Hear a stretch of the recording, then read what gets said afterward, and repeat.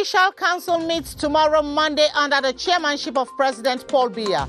On the agenda, scrutiny of the career profiles of magistrates, integration of young jurists, and disciplinary issues in the court. The world celebrates the Indigenous Peoples Day today, and Cameroon focuses on COVID-19, the resilience of indigenous and tribal people. The Bororos and Pygmies in the spotlight. A ghastly accident has left 12 dead and 59 injured on the Bafoussam-Fumban road. The accident at Banefo is blamed on brake failure of the truck that was transporting people to their farms. And these stories and more right ahead. Good evening. Thanks for joining us on this edition of the 7:30 News. I am Gladys Tata.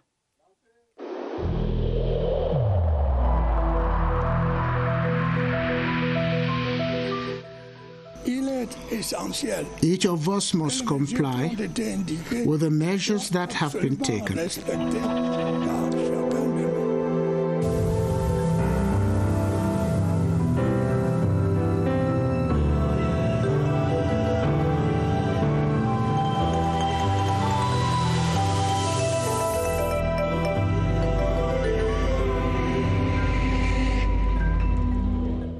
We begin this newscast on a rather sad note from the West region, where 12 people have perished in a car accident at Banefo, a locality on the outskirts of Bafoussam along the Bafoussam-Fumban road.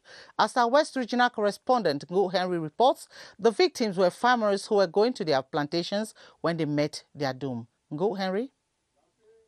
According to eyewitness account, it was about 6 a.m. this Sunday that the incident occurred on the Banefo Hills, some 10 kilometers along the Bafoussam-Fumban route. A truck with registration number NW0953F transporting farmers to their plantations on the outskirts of Bafoussam lost control on the Banefo Hill and fell in a ditch. 8 of the occupants perished by 8:30 a.m., while many others have been injured. The remains of the victims were taken to the Bafoussam Regional Hospital mortuary, while the injured cases were rushed to the emergency unit of the hospital. The incident perturbed traffic along the Bafoussam-Fumban route for hours. Investigations into the exact cause of the accident are ongoing. In the meantime, health, administrative, and security officials are still trying to identify all the victims. The head of state, Paul Biya, will tomorrow preside over the higher Judicial Council. The council is expected to handle disciplinary issues within the magistracy, as well as the integration of young magistrates from the National School of Administration and Magistracy, NAM, into the appointment and transfers of magistrates. In the report that follows, CRTV's Charles Anyangwe paints the picture of the stakes of the council, which is coming 3 years after the last session held on June 7, 2017. The long-awaited Higher Judicial Council meeting will effectively take place this Monday, August 10, 2020 at the Unity Palace and will be chaired by the head of state, Paul Biya. This is in accordance with Article 37 of the Constitution of Cameroon, which clearly states that the President of the Republic shall guarantee the independence of the judicial power and will be assisted by the Higher Judicial Council that gives him its opinion on all nominations for the bench and the legal department. This Higher Judicial Council that meets this Monday will have the uphill task of handling several issues that have a bearing with the proper functioning of the judicial corps. The substantive and alternate members of the council, designated by the 3 arms of government during the council meeting, will oversee the swearing in of members newly appointed into the council by the head of state in June 2020 and will also validate its new configuration. Another issue that will be handled during this session will be the recognition of young magistrates from the National School of Administration and Magistracy, NAM, who have been waiting for integration into the judicial corps. This 2020 Judicial Council is coming 3 years after the last session that took place in June 2017. And as you just heard in the preceding report, President Paul Biya is tomorrow to chair the Higher Judicial Council session. Ahead of the council, Quinta Rita Edang highlights the missions of the council, which handles the careers of magistrates as well as the profiles of other members of the structure. Cameroon is a state of law with all citizens equal before the law as enshrined in the preamble of the Constitution. The Higher Judicial Council, which is the organ that handles the careers of magistrates and higher judicial officers, presided over by the head of state, therefore plays a cardinal role in ensuring justice. The council has the power to punish and dismiss judges, admit new members into the magistracy corps, and ensure promotions and appointments in the Ministry of Justice. The council, which has as vice president the Minister of Justice, comprises of 3 members of the National Assembly, 3 senior magistrates and their alternates designated by the Supreme Court, and a personality and his alternate representing the presidency of the Republic.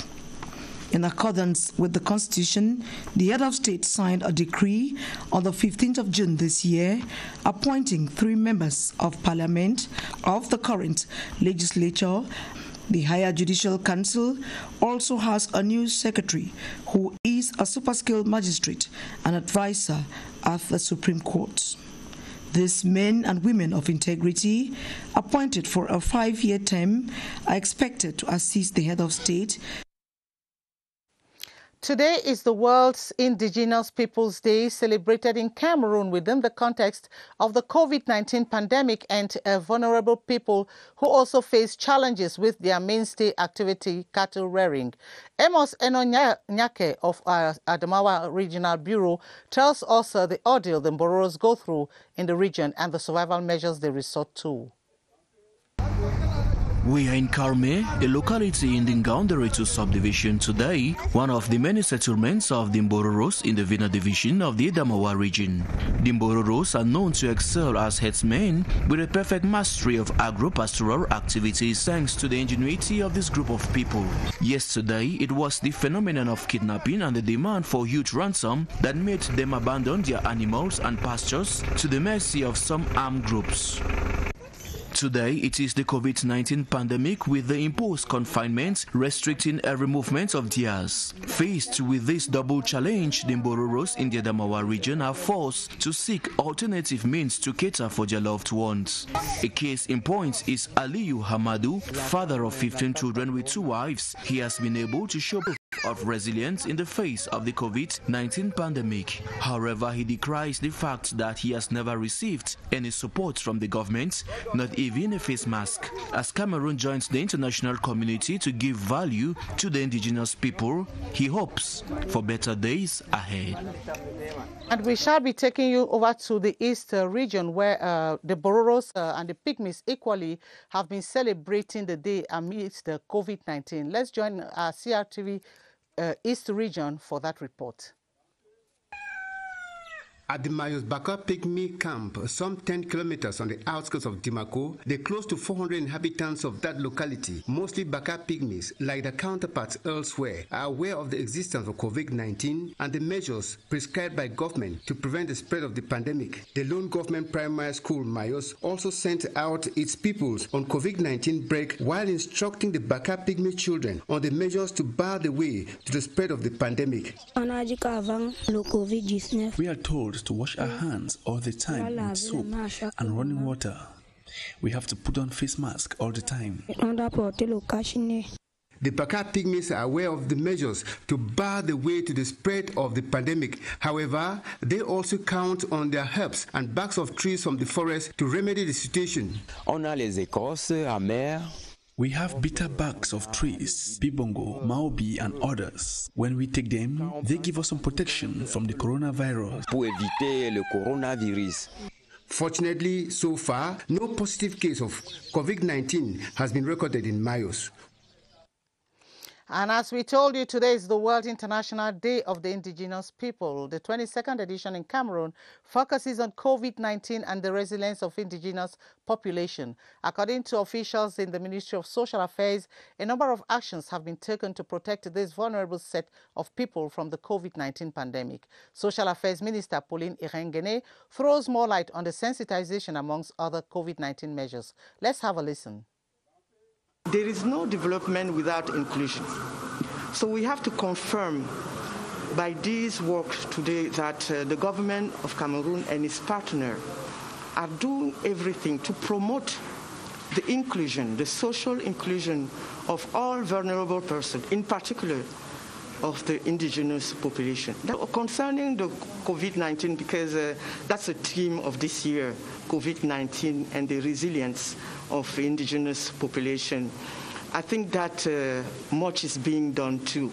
As I was saying, we had an operational plan which make us launch a national campaign to sensitize all the indigenous people. We started on the month of April in about 100 councils. Over 80 traditional rulers of Yokaduma subdivision in the Bumba and Goko division of the East region are beefing up their knowledge on community development and best management practices. During the kickoff of the two-day workshop, the senior divisional officer called on the custodians of tradition to make good use of the recommendations of the seminar. Elizabeth Mbombone has the report in Bertua. These are the custodians of tradition in the subdivision of Yokaduma, comprising 76 third-class chiefs, their notables, and 3 second-class chiefs. They are gaining skills on community development and best managerial practices. The two-day formation comes at a time when several lapses have been noticed in the manner in which some of these traditional rulers manage their community and their property. We realized that these traditional rulers have many difficulties on the field, like the random sale of land at all times. There is no school where traditional rulers are trained. It is through gatherings like these that they get schooled on their mission, as well as other missions assigned to them by the administrative authority. As the administrative authorities put hand on deck to get the traditional rulers enlightened, they were exhorted by the senior divisional officer for the Bumba and Goko to make good use of the knowledge gained so as to speed up the development of their different communities. The World Meteorology Day has been observed in Cameroon, with trade stakeholders urged to work towards the putting in place of a credible national measuring system to govern their actions. Activities to mark the day were organized by the Ministry of Trade, as we hear in the following report with Clarice Ari Takang. A credible and strong measuring system to boost international trade is the basis upon which this year's World Meteorology Day has been observed. Trade officials stress that metrology has a considerable influence on global commercial dealings, reason why they urge all those involved in buying and selling to ensure that the weight and measures used in the different transactions guarantee the conformity of products to norms and standards. The respect of the metrology will help Cameroonian products to be more competitive in international world trade. This will go a long way to meeting consumer needs and market demand for quality and quantity. Emphasis is on conceiving a national measuring system based on international models. The end result is to see trade ties reinforced, increased economic growth, the well-being of the population satisfied, and the trade balance gaining in stability. A youth empowerment project has been launched in Dukula in Mayo Danai division of the Far North region with the objective of scaling down unemployment. According to the initiator, Honorable Tabuli Celestine, the project targets 250 youths drawn from some 4 municipalities. Ayok John Ashu of our Far North Regional Bureau tells us more in the following report.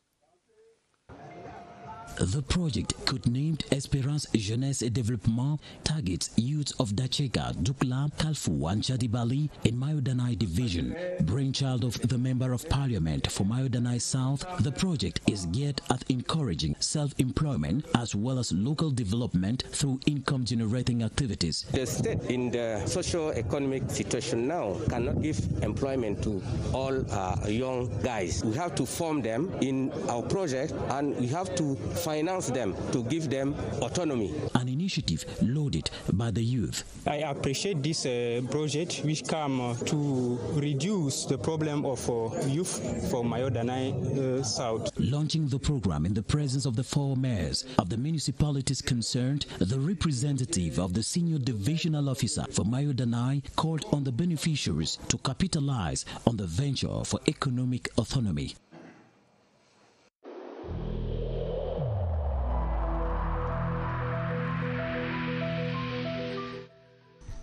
The wearing of face masks in public places will be mandatory until further notice.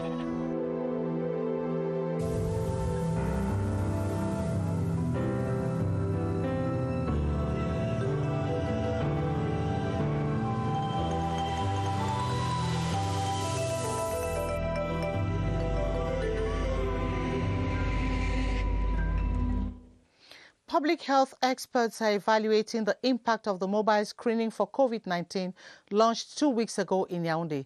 After testing in high concentration towns, the mobile screening is targeting the regions. Let's join our reporter Baldwin Sama standing by at the Public Health Emergency Operations Center with the latest updates. Hello, Baldwin. Good evening.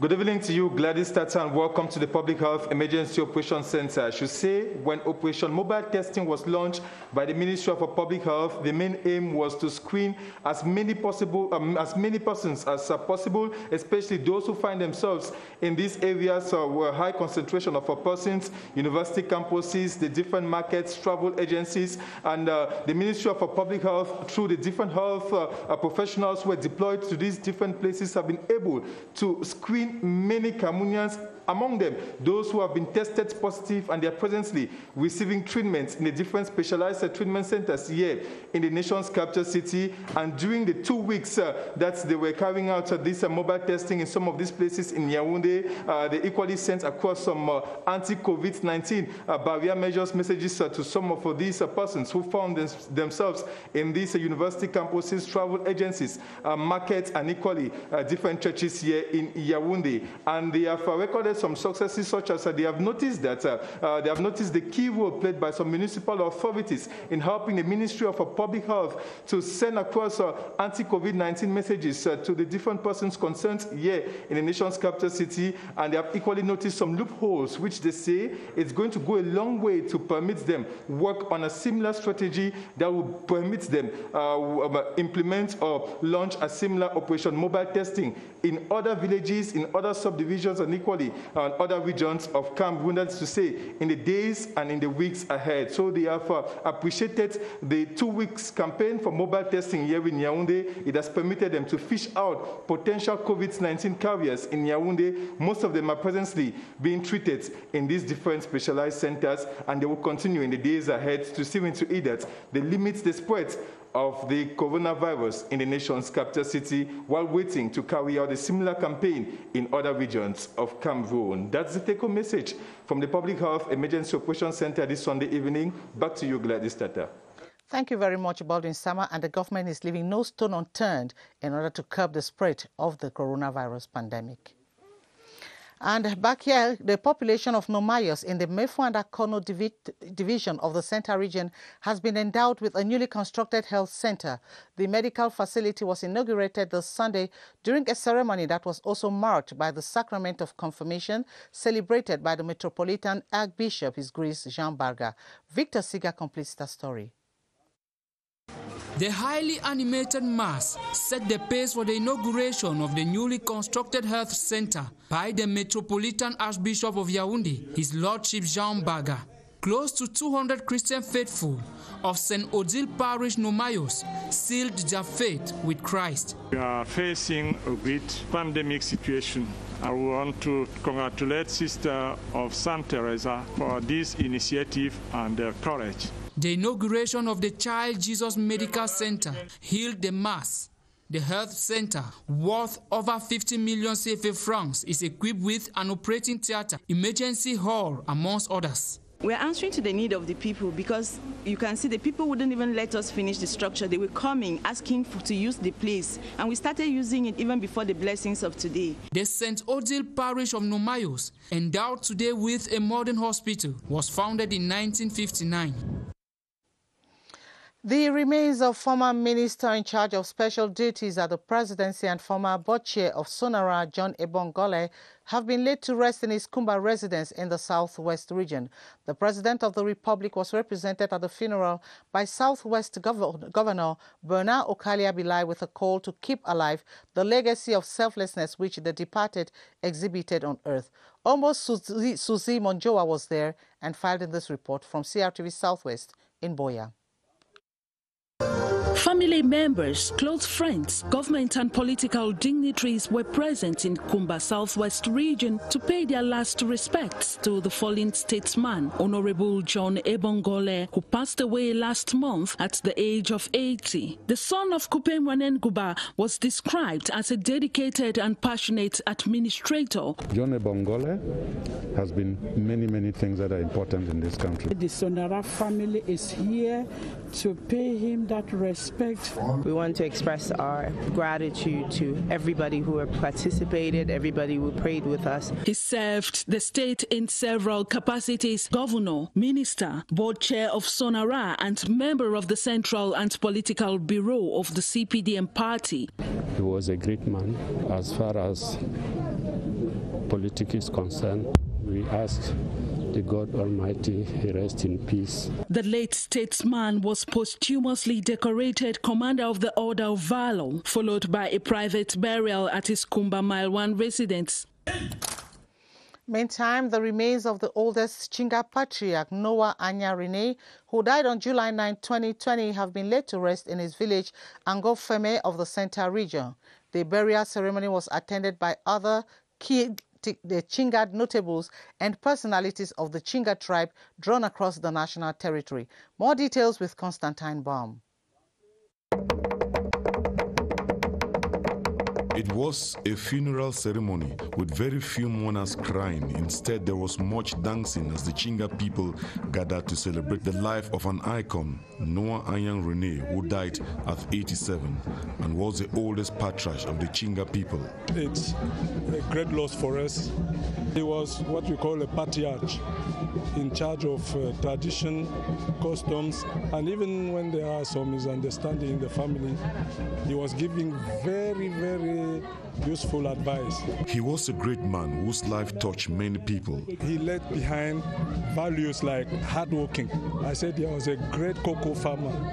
He was a very good head of family. We too were very interested to make his advice useful for us. He leaves behind a wife, children, grandchildren, and the entire Chinga tribe to mourn him.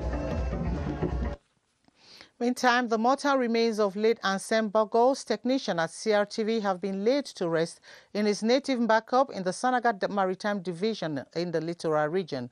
This was in the presence of the Director of Technology and Consultations at the CRTV, Amadou Baiza, who represented the Director General, Charles Ndongo. Alice Mbe was at the burial ceremony and put together this report. From dust he came, to dust he returns. The mortal remains of Anselm Bogos now rest in the bosom of the land of his ancestors in Makop in the Sanaga Maritime Division. The 60-year-old technician who served the Cameroon Radio Television for 34 years gave up the ghost 3 months before retirement. Losing Bogos leaves a very big vacuum in the CRTV family. The experience he has garnered over the years was very useful to the CRTV. He was a very courageous and duty-conscious worker. We stand by his family at this difficult moment. His colleagues, friends and family will live to remember him.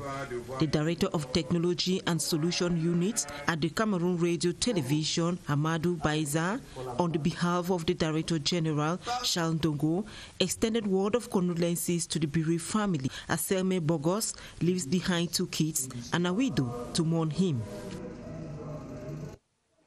And the corpse of Madame Berthe Dade Aleokol, who died in Sousse, Tunisia on August 4, 2020, arrived at the country last evening at the Yaoundé Simalène International Airport. To receive the mortal remains were her unconsolable husband, Jean-Marie Aleokol, former Secretary of State at the National Gendarmerie, family members and friends. Special prayers were said for the repose of the soul of the departed, who was described by friends as virtuous and fervent Christian. Madame Aleokol was former Vice President of the Circle of Friends of Cameroon, National Treasurer of Chantal Biya Foundation, and former Mayor of Masok in the East region. Funeral program will be announced later. And that is how we saw the 7:30 news tonight. But before we take leave of you, a recap of our major stories. The Higher Judicial Council meets tomorrow, Monday, under the chairmanship of President Paul Biya. On the agenda, scrutiny of the career profiles of magistrates, integration of youth juries, young juries, and disciplinary issues in the core. Meantime, the world celebrates the Indigenous Peoples Day today, and Cameroon focuses on COVID-19, the resilience of indigenous and tribal people. The Bororos and the Pygmies were on the spotlight. And a ghastly accident has left 12 dead and 59 injured on the Bafoussam-Fumban Road. The accident at the Banefo is blamed on brake failure of a truck that was transporting people to their farms. Join Atta Badine Umar at 8:30 for the news in French, and we wish you a pleasant evening. Good night.